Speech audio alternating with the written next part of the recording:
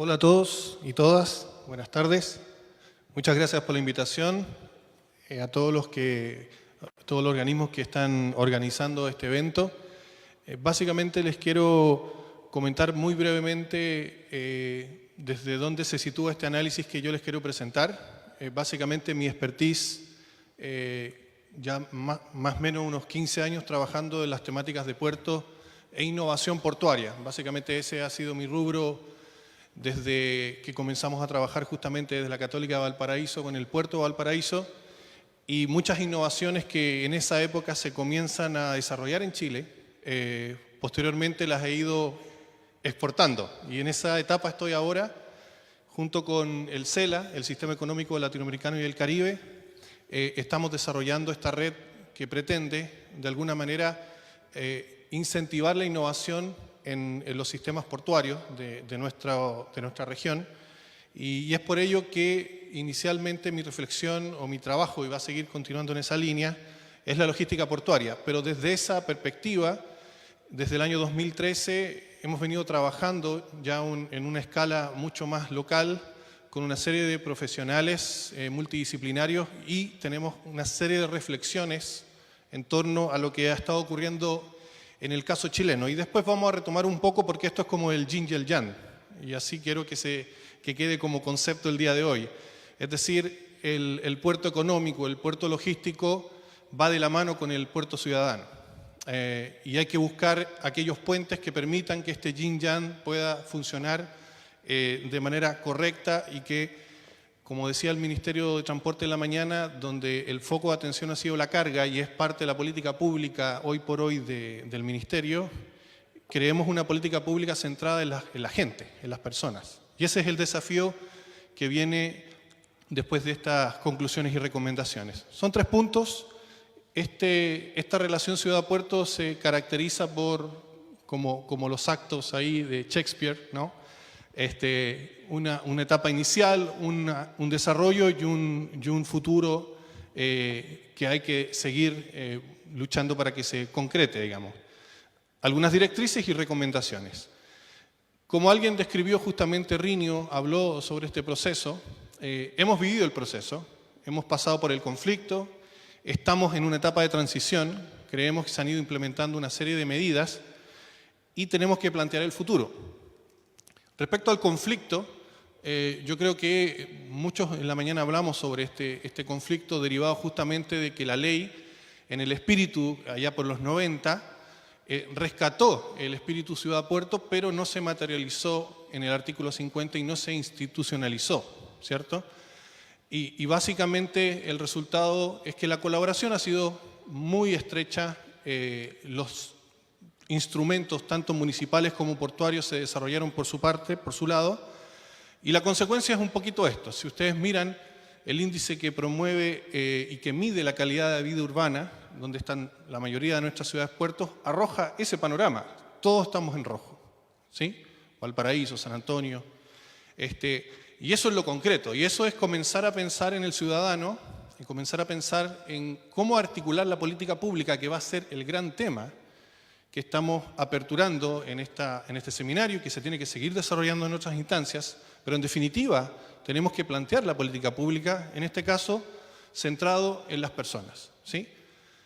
La transición, básicamente lo que ocurre en el lado portuario, y retomando los temas de gobernanza, es que los puertos a partir del año 2000 aceleradamente se vuelven más complejos. Y eso, desde el punto de vista del negocio, es decir, de los agentes económicos como respuesta comienzan a crear instancias de gobernanza que no están en la ley de puertos.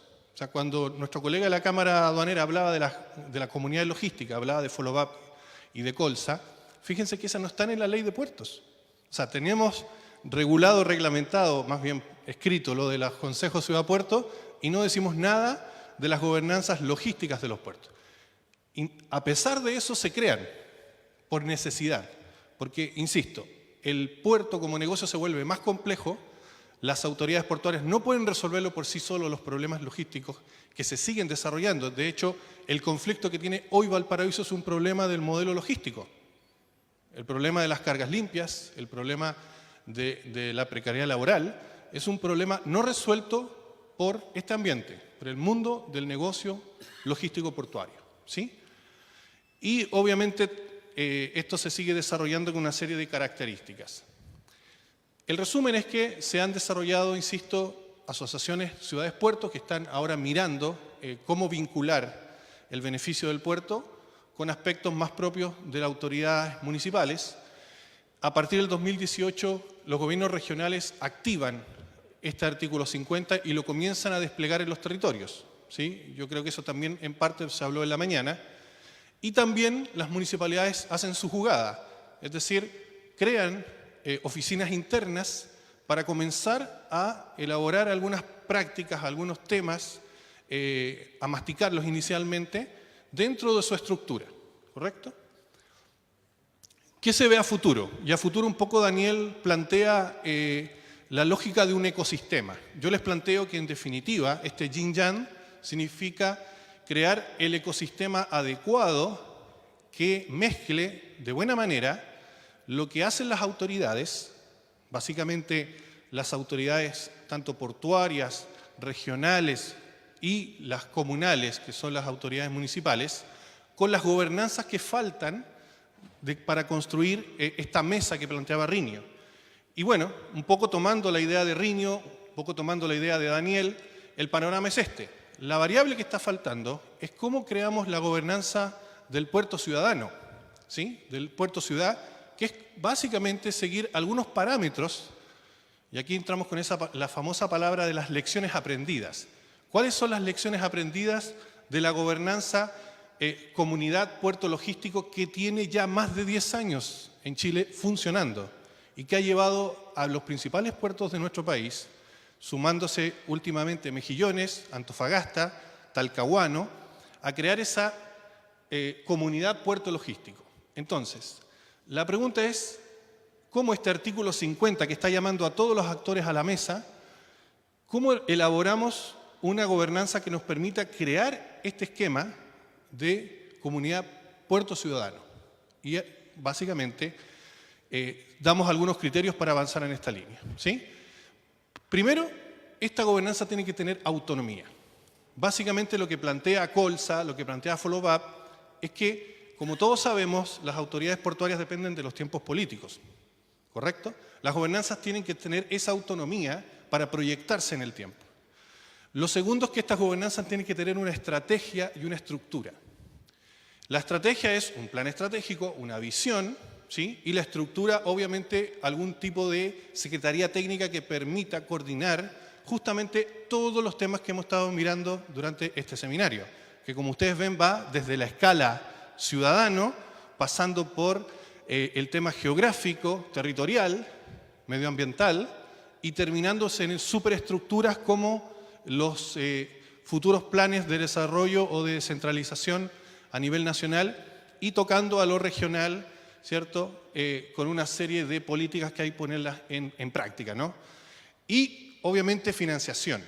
Tanto las gobernanzas puerto logístico como las gobernanzas puerto ciudadano deben tener una estructura de financiación, ¿sí? Porque le van a dar un servicio, van a dar un valor agregado a esta alianza estratégica. Por lo tanto, vuelvo a insistir, lo que estamos construyendo, lo que tenemos que construir, esta es una alianza estratégica público, privado y social. Y la variable que está faltando entonces, ¿cómo logramos captar desde lo social, ¿sí? Desde las fuerzas vivas, desde colectivos como colegios de arquitectos, colectivos de ciudadanos organizados que velan por las plazas, velan por el desarrollo marítimo, por ejemplo, velan por el turismo y una serie de variables que hemos repasado muy brevemente acá? ¿Cómo la gobernanza los suma? ¿Y cómo los estructura? ¿Cómo los pone a trabajar? Y eso es lo bonito de las gobernanzas y eso es lo bonito de la evolución que se ha venido desarrollando en el ámbito de la comunidad puerto logístico, porque se parte con una preconcepción del puerto logístico, pero el puerto logístico hay muchas fuerzas involucradas. Imagínense, cuando parte Follow Up en Valparaíso, el gran problema era desarrollar y poner en marcha la CEAL, ¿sí? Ese era el problema de hace 10 años atrás. Hoy día, ¿cuál es el problema? tenemos naves que crecieron al doble y tenemos los mismos camiones que hace 40 años atrás. ¿Sí? Entonces tenemos un problema de asimetría del transporte, es decir, los problemas van a ir mutando y para ello entonces necesitamos capacidades de gobernanza que permitan anticiparse a los problemas, ¿cierto? Y tomar los nuevos desafíos. Con esto voy terminando porque básicamente se me acaba el tiempo. Las directrices para poder incorporar en estas gobernanzas básicamente plantean estos elementos. Gobernanza, ya lo desarrollamos, ¿cierto? El elemento competitividad. El poner los indicadores de gestión para la mejora continua y saber que lo estamos haciendo bien son elementos claves para esta estructura, para este ecosistema. La sugerencia es que a partir de este índice de calidad de vida urbana lo podamos adaptar a las ciudades puerto, porque ese índice es general, están todas las comunas de Chile, aparece Las Condes, Vitacura obviamente en los primeros lugares, ¿cierto? Y la idea y la pregunta y un desafío para las universidades, ¿cómo armamos un índice de competitividad y en este caso de calidad de vida, ¿cierto?, de las personas que van a estar obviamente en la relación ciudad-puerto? Las políticas públicas.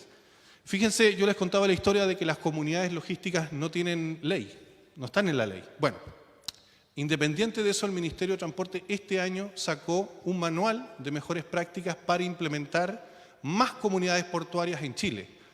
Alguien habló por ahí que tenemos 70 y tantos puertos, ¿no? En ciudades portuarias podemos tener unas 20, más o menos, ¿sí? Desde las más chiquititas hasta las más grandes.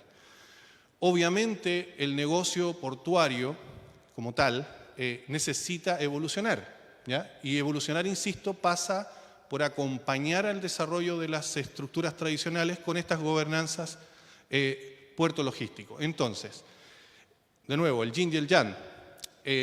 Ciudad-puerto como tal también requiere un tronco de políticas públicas. ¿Qué significa eso? ¿Cómo se aborda esto a nivel nacional? ¿Cómo se aborda a nivel regional? Y después, ¿cómo se aborda a nivel local? Y eso se puede escribir. Hay mucha experiencia, por ahí comentábamos con una colega, que en el año 2009 se comenzaron a hacer talleres para levantar el problema de Ciudad-Puerto, que inició el Ministerio de Obras Públicas, ¿sí? Se dejó un poquito de lado, ahora vuelve a surgir estas iniciativas de consejos de coordinación Ciudad-Puerto y comienza a haber un nuevo rebrote de esta necesidad de diálogo Ciudad-Puerto. Entonces, más temprano que tarde, lo que debería ocurrir en Chile es que empaquetemos todo eso y lo volquemos a una política pública que permita justamente tener claridad y certeza, yo diría hasta certeza jurídica, de que todo ese esfuerzo de trabajo en esas gobernanzas va a tener un respaldo, ¿sí? Todos se tienen que sentir también, obviamente, reflejado en las decisiones, en los análisis que realice esa gobernanza. Lo que hace RETE, por ejemplo, es un aspecto importantísimo en esta dinámica. Vale decir, cuando Valparaíso, por ejemplo, o San Antonio creen estas estructuras, automáticamente se pueden ligar a un contexto global. El mundo hoy día es casi un pañuelo, vale decir, podemos conocer la experiencia de Nápoles, podemos conocer muy en detalle lo de Barcelona, ¿sí? No podemos, o sea, la idea es no reinventar la rueda, como se dice. Y para ello existen estas redes de colaboración. Nosotros lo estamos haciendo justamente desde esta red de puertos digitales y colaborativas con 27 sistemas portuarios en 13 países. Tenemos una estructura de trabajo que nos permite colaborar y que nos permite difundir las mejores prácticas.